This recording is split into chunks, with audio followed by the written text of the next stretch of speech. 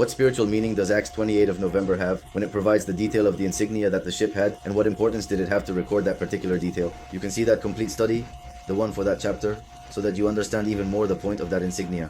But after 3 months, we set sail on an Alexandrian ship that had wintered on the island, which had Castor and Pollux as its insignia.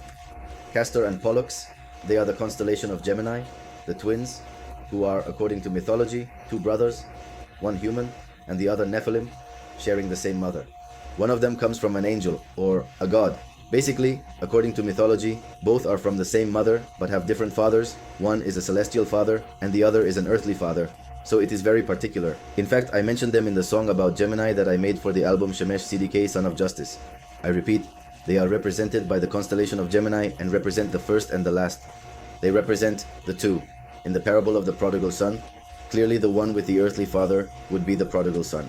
He who has the heavenly father, obviously in the positive aspect, would be Yahushua, the first who never sinned, the one who came through a virgin, and another who comes as the Son of Man. Interestingly, these 2 are called Dioscuri.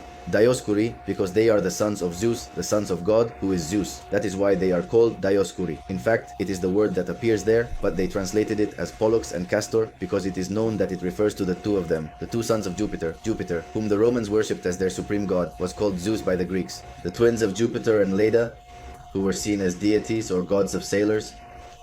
Here are 2 famous twin beings, sons of Leda and brothers of Helen of Troy, named Castor and Pollux. In Latin, they were known as the Gemini twins. There are different theories regarding their story. What is agreed upon is that if only one of them is considered immortal, it was Pollux. Then Pollux would be the one considered immortal, representing Yahushua, the Messiah, who is born directly from the heavens, while Castor would represent the last, but it does refer to the sons of Zeus. So, on one hand, why do you ask me when you give the detail of the insignia that the ship had? What importance would it have to record that particular detail? In a positive sense, it represents the first and the last, as known by the pagans through the stories taught to them by the fallen angel gods.